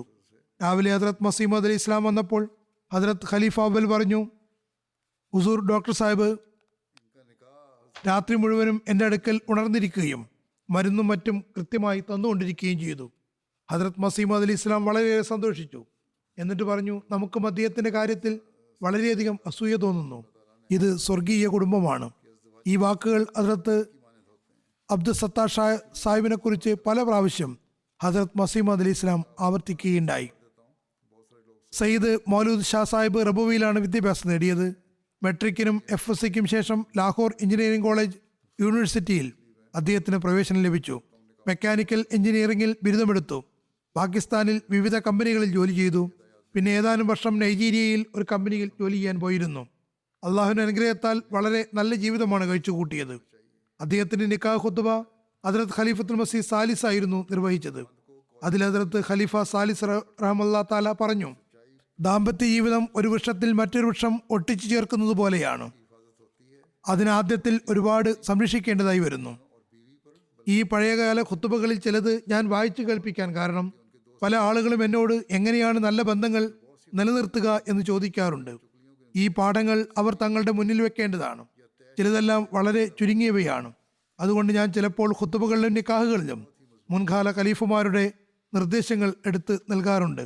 ഏതായിരുന്നാലും അദ്ദേഹം പറയുന്നു, അത് തുടക്കത്തിൽ വളരെയേറെ സൂക്ഷിക്കേണ്ടതാണ്, അനിവാര്യമാണത്. വിശുദ്ധ ഖുർആന്റെ പാഠങ്ങളുടെ അടിസ്ഥാനത്തിൽ ഇങ്ങനെ ഒട്ടിക്കുന്നതിനെ ഔലെ സദീദ് അഥവാ ഋജുവായ സംസാരത്തിന് നൂലുകൊണ്ട് ബന്ധിക്കേണ്ടതാണ്. അതായത് പൂർണ്ണമായ സത്യസന്ധതയുടെ നൂലുകൊണ്ട് ബന്ധിച്ചാൽ മാത്രമേ അത് സംരക്ഷിക്കപ്പെടുകയുള്ളൂ. അതിൻ്റെ ഉത്തരവാദിത്വം ഭാര്യാഭർത്താക്കന്മാർക്ക് മാത്രമല്ല, മറിച്ച് അവരുടെ കുടുംബങ്ങൾക്കും അവരുടെ ചുറ്റുപാടിനും കൂടാതെ അവരുടെ സുഹൃത്തുക്കൾക്ക് മേലും വന്നു ചേരുന്നുണ്ട്. കാരണം ഒരുപാട് നന്മകൾ ദുർഭാവന കാരണമോ ഏഷണി കാരണമോ അക്ഷമ കാരണമോ കോപം കാരണമോ ഇല്ലാതായിത്തീരുന്നു. അത് തടയാൻ ഖൗലെ സദീദിന്റെ വളരെ ശക്തമായ നൂലാണുള്ളത്. തുടർന്ന് അദ്ദേഹം പറഞ്ഞു, ഞാനിപ്പോൾ വിളംബരപ്പെടുത്തുന്ന ഈ നിക്കാഹ് 2 കുടുംബങ്ങൾക്കും അനുഗ്രഹീതമാകട്ടെ, ജമാഅത്തിനും മനുഷ്യകുലത്തിനും അനുഗ്രഹപ്രദമാകട്ടെ. ഇതിൽ നിന്ന് ദീനീ സേവകരുടെ തലമുറ ജനിക്കുമാറാകട്ടെ. തുടർന്ന് അദ്ദേഹം പറഞ്ഞു, ഈ ബന്ധം എൻ്റെ ചെറിയ സഹോദരി അമത്തുൽ ഹക്കീമിൻ്റെയും സയ്യിദ് ദാവൂദ് മുസഫർ ഷാ സാഹിബിൻ്റെയും മകൻ സയ്യിദ് മൗലൂദ് അഹമ്മദിൻ്റെതാണ്. ഡോക്ടർ സയ്യിദ് ഗുലാം മുജ്തബ സാഹിബിൻ്റെ മകൾ ലുബന ഷഹദാദുമായിട്ടാണ് വിവാഹം നടക്കുന്നത്. തുടർന്ന് ഡോക്ടർ സാഹിബിനെ കുറിച്ച് അദ്ദേഹം പറഞ്ഞു, പശ്ചിമാഫ്രിക്കയിൽ ആരംഭകാലത്ത് വഖഫ് ചെയ്ത ഡോക്ടർ ജോലി ചെയ്യാൻ പോയ ആളുകളിൽ ഉൾപ്പെടുന്നു. അള്ളാഹു അദ്ദേഹത്തിൻ്റെ കയ്യിൽ വളരെയേറെ ശിഫ വെച്ചിട്ടുണ്ട്. നല്ല പ്രാഗൽഭ്യമുള്ള സർജൻ എന്ന നിലയ്ക്ക് അദ്ദേഹം ആദ്യം ഘാനയിൽ ജോലി ചെയ്തുകൊണ്ടിരുന്നു. പിന്നെ കുറച്ചു കാലത്തിന് ശേഷം അദ്ദേഹത്തെ നൈജീരിയയിലേക്ക് അയച്ചു. അവിടെയും അദ്ദേഹം തൻ്റെ വഖഫ് അർസി പൂർത്തിയാക്കി. പിന്നെ ഹൃദ്രോഗം വന്നത് കാരണം തിരിച്ചു വരേണ്ടി വന്നു. തുടർന്ന് ഹദ്രത്ത് ഖലീഫ സാലിസ് അദ്ദേഹത്തിന് വേണ്ടി ഇങ്ങനെ ദുആ ചെയ്തു, അള്ളാഹു അദ്ദേഹത്തിന് ആരോഗ്യം നൽകുകയും വീണ്ടും ആഫ്രിക്കയിൽ പോകാൻ തൗഫീക്ക് നൽകുകയും ചെയ്യട്ടെ. ഈ ദുആയും അള്ളാഹു സ്വീകരിച്ചു. അതിനുശേഷം അദ്ദേഹം അവിടെ പോവുകയും ഒരു നീണ്ടകാലം വീണ്ടും അദ്ദേഹത്തിന് ആഫ്രിക്കയിൽ സേവനം ചെയ്യാൻ തൗഫീക്ക് ലഭിക്കുകയും ചെയ്തു. പിന്നെ ഹദ്രത്ത് ഖലീഫ സാലിസ് ഇങ്ങനെയും ദുആ ചെയ്തു: അള്ളാഹു സയ്യിദ് മൗലൂദ് അഹമ്മദിനും ദീനി സേവനത്തിന് തൗഫീക്ക് നൽകട്ടെ. അദ്ദേഹം തന്നാൽ കഴിയുന്ന വിധത്തിൽ ഐച്ഛികമായി സേവനങ്ങൾ ചെയ്തുകൊണ്ടിരിക്കുകയും ചെയ്തു. അദ്ദേഹത്തിന്റെ മകൻ സയ്യിദ് സൗദ് അഹമ്മദ് പറയുന്നു: എൻ്റെ പിതാവ് തുടക്കം മുതൽ തന്നെ നമസ്കാരത്തിൽ കൃത്യനിഷ്ഠയും ഫജ്ർ നമസ്കാര ശേഷം തിലാവത്ത് ചെയ്യുന്ന ആളുമായിരുന്നു. മാത്രമല്ല തഹജ്ജുദ് നമസ്കരിക്കുന്ന ആളുമായിരുന്നു. എനിക്കും ഇതറിയാം. അദ്ദേഹത്തിന്റെ തിലാവത്ത് നല്ല ഈണമുള്ള ശബ്ദത്തിലായിരുന്നു. പറയുന്നു, രാത്രി ഉറങ്ങുന്നതിനു മുമ്പ് ഞങ്ങൾക്ക് മുൻകാല മഹാത്മാക്കളുടെ കഥകളും സംഭവങ്ങളും കേൾപ്പിക്കുമായിരുന്നു. ചന്തകളിൽ കൃത്യനിഷ്ഠ പാലിക്കുമായിരുന്നു. ഞങ്ങളോടും ചന്തകൾ കൃത്യമായി കൊടുക്കാൻ ഉപദേശിച്ചിരുന്നു. പോക്കറ്റ് മണി തരുമ്പോൾ ആദ്യം ചന്ത കൊടുത്തു വരാൻ പറയുമായിരുന്നു. ഈദി കിട്ടുമ്പോഴും അതിൽ നിന്നും ചന്ത കൊടുക്കാനും പറഞ്ഞിരുന്നു. എല്ലാവരുടെയും വേറെ വേറെ ഫയൽ ഉണ്ടാക്കി വെച്ചിരുന്നു. അതുപോലെ മക്കളുടെ വസിയത്ത് ചെയ്തപ്പോൾ എല്ലാവരുടെയും റെക്കോർഡിന് വേണ്ടി ഫയലുകളും ഉണ്ടാക്കി വെച്ചിരുന്നു. എല്ലാ ചന്തയും സ്വയം തന്നെ ക്ലിയർ ചെയ്തിരുന്നു. റമദാനിലെ നോമ്പുകൾക്ക് പുറമെ ശവ്വാലിലെ നോമ്പും എടുത്തിരുന്നു. വിശുദ്ധ ഖുർആൻ 2 തവണ ഓതി പൂർത്തിയാക്കിയിരുന്നു. റമദാനിൽ 3 തവണ പൂർത്തിയാക്കാൻ ശ്രമിച്ചിരുന്നു. തുടർന്ന് എഴുതുന്നു: നല്ല ഉറച്ച കരുത്തുള്ള മനുഷ്യനായിരുന്നു. വളരെ ശുദ്ധമായ പ്രകൃതത്തിന് ഉടമയും ഋജുവായി സംസാരിക്കുന്ന ആളും വളരെയേറെ ഇടപഴകുന്ന ആളുമായിരുന്നു. പഴയ ബന്ധങ്ങളാണെങ്കിലും പുതുതായി ഉണ്ടാകുന്ന ബന്ധമാണെങ്കിലും അവരുമായി ബന്ധം സ്വയം നിലനിർത്തുമായിരുന്നു.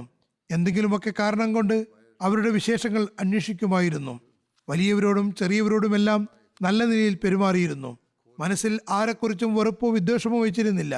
ആര് എത്ര തന്നെ അമിതത്വം കാണിച്ചാലും അവരോട് എപ്പോഴും നല്ല രീതിയിൽ പെരുമാറിയിരുന്നു. ആരെങ്കിലും വലിയ രീതിയിൽ ദ്രോഹിച്ചാൽ സ്വയം അവരുടെ അടുക്കൽ പോയി ബന്ധമുണ്ടാക്കുമായിരുന്നു. ഇത് അദ്ദേഹത്തിന്റെ മകൻ എഴുതിയത് മാത്രമല്ല, മറിച്ച് ഞാനും അത് കണ്ടിട്ടുള്ളതാണ്. ഈ എല്ലാ നന്മകളും അദ്ദേഹത്തിൽ യഥാർത്ഥത്തിൽ ഉണ്ടായിരുന്നതുമാണ്. ഞാനും അത് കണ്ടിട്ടുണ്ട്. അദ്ദേഹത്തെ അറിയാവുന്ന, അനുശോചനം അറിയിച്ച പലരും ഈ എല്ലാ നന്മകളും അദ്ദേഹത്തിൽ ശരിക്കും ഉണ്ടായിരുന്നു എന്ന് എഴുതുന്നു. അദ്ദേഹത്തിന്റെ മകൻ എഴുതുന്നു: ഒരിക്കൽ ഹദ്റത്ത് മുസ്ലിം മൗഊദ് റളിയല്ലാഹു അൻഹു എവിടെയോ പുറത്ത് യാത്ര കഴിഞ്ഞ് വന്നപ്പോൾ അദ്ദേഹത്തിന് വേണ്ടി ഒരു കളിപ്പാട്ടവും കൊണ്ടുവന്നിരുന്നു. അത് അദ്ദേഹം തുറന്ന് കഷ്ണങ്ങളാക്കി. ഹദ്റത്ത് മുസ്ലിം മൗഊദ് അദ്ദേഹത്തോട് പറഞ്ഞു: ഞാൻ നിനക്ക് സമ്മാനം തന്നതാണ്, നീ അതിനെ കഷ്ണമാക്കിയല്ലോ. അദ്ദേഹം പറഞ്ഞു: ഞാനത് കൂട്ടിച്ചേർക്കുകയും ചെയ്യാം. പിന്നെ അത് മുസ്ലിം മൗഊദിന്റെ മുന്നിൽ കൂട്ടിച്ചേർത്തപ്പോൾ അദ്ദേഹത്തിന്റെ മാതാവിനോട് മുസ്ലിം മൗഊദ് പറഞ്ഞു: ഇവനെ എഞ്ചിനീയർ ആക്കണം. ഹദ്റത്ത് മുസ്ലിം മൗഊദിന്റെ ഈ വാക്കുകളും പൂർത്തിയായി. അദ്ദേഹം എഞ്ചിനീയർ ആവുകയും വളരെ നല്ല എഞ്ചിനീയർ ആവുകയും ചെയ്തു. ഹദ്റത്ത് മുസ്ലിം മൗഊദിന്റെ ഒരു ഉപദേശം എല്ലാവർക്കും ഉപകാരപ്പെടുന്നതാണ്. അത് ഞാൻ വിവരിക്കാം. ഒരിക്കൽ ഹദ്റത്ത് മുസ്ലിം മൗഊദ് സിന്ധിലുണ്ടായിരുന്ന തന്റെ ഫാമിലേക്ക് പോവുകയുണ്ടായി. അവിടെ അദ്ദേഹത്തിന് ഭൂമി ഉണ്ടായിരുന്നു. ആ ദിവസങ്ങളിൽ ഇദ്ദേഹം അവിടെയാണ് ഉണ്ടായിരുന്നത്. ഇദ്ദേഹവും തന്റെ പിതാവിന്റെ കൂടെ ഹദ്റത്ത് മുസ്ലിം മൗഊദിനോടൊപ്പം ഭൂമി നോക്കിക്കാണുകയായിരുന്നു.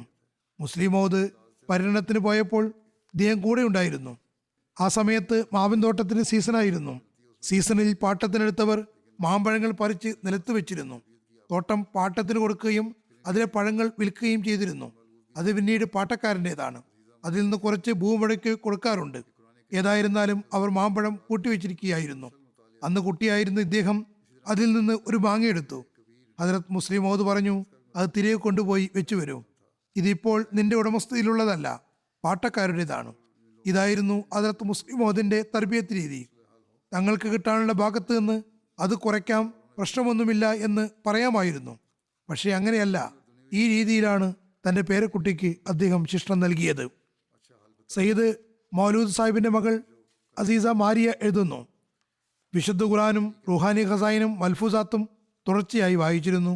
അതുകൂടാതെ തഫ്സീർ കബീറും വായിച്ചിരുന്നതായി എനിക്കറിയാം. വളരെ ആഴത്തിൽ അറിവുണ്ടായിരുന്നു. തൻ്റെ ആളുകൾക്കിടയിൽ ഇരുന്ന് അത് വെളിപ്പെടുത്തുമായിരുന്നില്ല. പക്ഷേ എന്തെങ്കിലും ചോദിക്കുകയാണെങ്കിൽ, എന്തെങ്കിലും വിഷയമുണ്ടാവുകയാണെങ്കിൽ വളരെ നല്ല രീതിയിൽ ഉദ്ധരണികൾ കേൾപ്പിക്കുമായിരുന്നു. വേറെ ആളുകളും എനിക്ക് ഈ കാര്യങ്ങൾ എഴുതിയിട്ടുണ്ട്. തുടർന്ന് പറയുന്നു: ദീനീപരമോ ഭൗതികപരമോ ആയ എന്തെങ്കിലും കാര്യങ്ങളിൽ ഞങ്ങളിൽ ആർക്കെങ്കിലും ചോദിച്ചാൽ നല്ല പരിഹാരം നിർദ്ദേശിക്കുമായിരുന്നു. ദുആയിലേക്ക് പ്രത്യേകം ശ്രദ്ധ തിരിക്കാൻ ഉപദേശിച്ചിരുന്നു. നിങ്ങൾ ദുആ ചെയ്യുകയും കാര്യം അള്ളാഹുവിന് വിട്ടുകൊടുക്കുകയും ചെയ്യുക എന്ന് പറഞ്ഞിരുന്നു. അള്ളാഹു അദ്ദേഹത്തോട് കരുണയോടെയും പൊറുമയോടെയും വർത്തിക്കുമാറാകട്ടെ. അദ്ദേഹത്തിന്റെ ഭാര്യമക്കളുടെ സംരക്ഷകനായി തീരുമാറാകട്ടെ. അദ്ദേഹത്തിന്റെ നന്മകൾ തുറന്നു കൊണ്ടുപോകാനുള്ള തൗഫീക്കും അവർക്ക് നൽകുമാറാകട്ടെ. അദ്ദേഹത്തിന്റെ ഒരു സഹോദരൻ എഴുതുന്നു: സയ്യിദ് സാഹിബിന്റെ വലിയൊരു നന്മ എന്ന് പറയുന്നത് സന്തോഷ സന്താപ വേളകളിൽ ഏറ്റവും ആദ്യം സന്ദേശങ്ങൾ നൽകുക എന്നതായിരുന്നു. ആരെങ്കിലും രോഗിയായാൽ സന്ദർശിക്കാൻ ഏറ്റവും ആദ്യം എത്തുമായിരുന്നു. മൊറബി സിൽസില ഹനീഫ് മഹമ്മൂദ് സാഹിബ് എഴുതുന്നു, ഇസ്ലാമാബാദിൽ വെച്ചാണ് അദ്ദേഹത്തെ പരിചയപ്പെട്ടത്. വളരെ സാധാരണക്കാരനും ശുഭ്രവസ്ത്രധാരിയും മിതഭാഷിയും ഋഷിതുല്യനും മലക്കുകളുടെ സ്വഭാവമുള്ള മനുഷ്യനുമായിരുന്നു. ജീവിതം വഖഫ് ചെയ്തവരെ, പ്രത്യേകിച്ചും മുറബിമാരെ ഒരുപാട് ആദരിച്ചിരുന്നു. ഇസ്ലാമാബാദിൽ തുടങ്ങിയ ബന്ധം റബുവിയിൽ വന്നപ്പോഴും അദ്ദേഹം തുടരുകയുണ്ടായി. പള്ളിയിൽ അധികവും എന്നെ തെരഞ്ഞു പിടിച്ച് കാണുമായിരുന്നു. അദ്ദേഹത്തോട് ദുആക്ക് വേണ്ടി പറഞ്ഞാൽ അതിനുശേഷം പിന്നീട് എന്തായി എന്ന് എല്ലാ കാര്യങ്ങളും ചോദിച്ചറിയുമായിരുന്നു.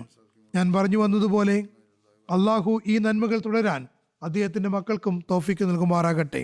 ഇനി നമസ്കരിക്കാനുള്ള രണ്ടാമത്തെ ജനാസ ഇക്മൈദ് ആഗ് മുഹമ്മദ് സാഹിബിൻ്റെതാണ്. ഇദ്ദേഹം ബുർക്കിനഫാസയിലെ ഡോറി റീജിയനിലുള്ള മഹദിയാബാദ് ജമാഅത്തിന്റെ സദറായിരുന്നു. കുറച്ചു ദിവസം മുമ്പ് 65-ാമത്തെ വയസ്സിൽ അദ്ദേഹം വഫാത്തായി. ഇന്നാലില്ലാഹി വ ഇന്നാ ഇലൈഹി റാജിഊൻ. അദ്ദേഹത്തിന്റെ സന്തപ്ത കുടുംബത്തിൽ 2 ഭാര്യമാരും 10 ആൺമക്കളും 5 പെൺമക്കളുമുണ്ട്. ഇൻചാർജ് മിഷണറി സാഹിബ് എഴുതുന്നു, വളരെ കർമ്മനിരതനായിരുന്നു. കഴിഞ്ഞ ദിവസം അവിടെ പോയപ്പോൾ ഡോറിയിൽ അദ്ദേഹം ശ്രോതാക്കളുടെ ഫാമിലികൾക്ക് അവരുടെ വീടുകളിൽ അദ്ദേഹം സെറ്റ് ചെയ്തു കൊടുക്കുകയായിരുന്നു. ജമാഅത്ത് അവിടെ ശ്രോതാക്കളുടെ കുടുംബങ്ങൾക്ക് വീട് വെച്ച് നൽകിയിരുന്നു. അത് സെറ്റ് ചെയ്യുകയായിരുന്നു. പിന്നെ 2 ദിവസത്തിന് ശേഷം സ്വന്തം വീട്ടിൽ പോയി അവിടെ മോഹാത്സ്യപ്പെട്ട് വീഴുകയും ശക്തമായ ഹൃദയാഘാതം ഉണ്ടാവുകയും വഫാത്താവുകയും ചെയ്തു. 1999 അദ്ദേഹത്തിന് അഹമ്മദിയത്ത് സ്വീകരിക്കാൻ സൗഭാഗ്യം ലഭിച്ചു. അഹമ്മദി ആയതിനു ശേഷം അൽഹാജ് ഇബ്രാഹിം ബദ്ഗാ സാഹിബിന്റെ അടുത്ത് മഹദിയാബാദിലേക്ക് താമസം മാറ്റി. അൽഹാജ് ഇബ്രാഹിം ബദ്ഗാ സാഹിബിനോടൊപ്പം സമീപ ഗ്രാമങ്ങളിൽ തബ്ലീഗിനും പോയിരുന്നു. തബ്ലീഗ് പരമായി നിരവധി ജമാഅത്തുകൾ അദ്ദേഹം സ്ഥാപിച്ചിട്ടുണ്ട്. വനം വകുപ്പിൽ ഫോറസ്റ്റ് ഗാർഡിന്റെ പ്രതിനിധി എന്ന നിലയ്ക്ക് സർക്കാർ ഉദ്യോഗസ്ഥനായിരുന്നു. അവിടെ തീവ്രവാദമുണ്ടായ കാരണത്താൽ ജോലി ഒഴിവാക്കി. കൊയ്ത്ത് കഴിഞ്ഞാൽ എല്ലാവരിൽ നിന്നും കൃഷിയുടെ സക്കാത്തിന്റെ ഭാഗം മാറ്റിവെപ്പിക്കുകയും എല്ലാവരുടെയും സക്കാത്തിന്റെ കണക്കുകൾ മാൽ സെക്രട്ടറി ഏൽപ്പിച്ച് രസീത് വാങ്ങിക്കുകയും ചെയ്തിരുന്നു. 5 വർഷം മഹദിയാബാദ് ജമാഅത്തിൽ സദർ എന്ന നിലയ്ക്ക് സേവനം അനുഷ്ഠിച്ചു. നിർമ്മല ഭാഷയും മൃദുല സ്വഭാവിയുമായിരുന്നു. ഒരിക്കലും കോപിഷ്ഠനായിരുന്നില്ല. 2023 ജനുവരി 11 മഹദിയാബാദിൽ തീവ്രവാദികൾ ആക്രമണം നടത്തിയപ്പോൾ അദ്ദേഹം ആ ദിവസം മഗ്‌രിബ് നമസ്കരിച്ച് വീട്ടിൽ പോയി കഴിഞ്ഞിട്ടുണ്ടായിരുന്നു. അതിനുശേഷം ജമാഅത്ത് അംഗങ്ങൾ വളരെ ഭയത്തിലും അസ്വസ്ഥതയിലുമായിരുന്നു. ഷഹാദത്തുകൾക്ക് ശേഷം ജനങ്ങൾ വളരെയേറെ അസ്വസ്ഥതയിലായിരുന്നു. അദ്ദേഹം അവർക്ക് ഏറെ ധൈര്യം പകരുകയുണ്ടായി. ഞാൻ അദ്ദേഹത്തോട് മഹദിയാബാദിലെ ആളുകളെ ഡോറി പട്ടണത്തിലേക്ക് മാറ്റാൻ പറഞ്ഞപ്പോൾ വളരെ ഉത്സാഹഭരിതനായി അദ്ദേഹം ഈ ജോലി ഏറ്റെടുത്ത് നിർവഹിച്ചു. ജനങ്ങൾക്ക് ധൈര്യം പകരുകയും അവരെ മാറ്റി പാർപ്പിക്കുകയും ചെയ്തു.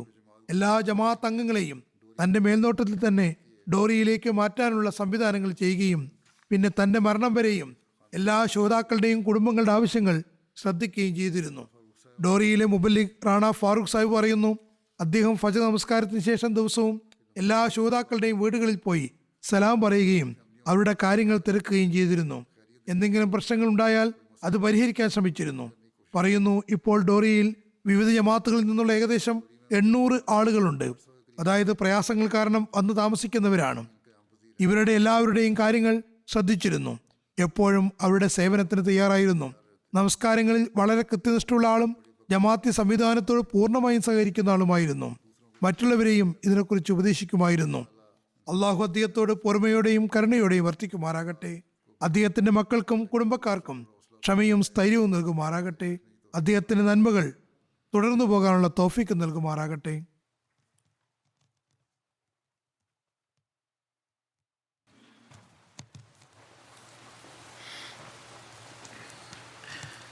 അൽഹംദുലില്ലാഹി നഹ്മദുഹു വനസ്തഈനുഹു വനസ്തഗ്ഫിറുഹു വനുഅ്മിനു ബിഹി വനതവക്കലു അലൈഹി വനഊദു ബില്ലാഹി മിൻ ശുറൂരി അൻഫുസിനാ വമിൻ സയ്യിആതി അഅ്മാലിനാ من يهده الله فلا مضل له ومن يضلل فلا هادي له ونشهد أن لا إله إلا الله ونشهد أن محمدا عبده ورسوله عباد الله رحمكم الله إن الله يأمر بالعدل والإحسان وإيتاء ذي القربى وينهى عن الفحشاء والمنكر والبغي يعظكم لعلكم تذكرون اذكروا الله يذكركم وادعوه يستجب لكم ولذكر الله أكبر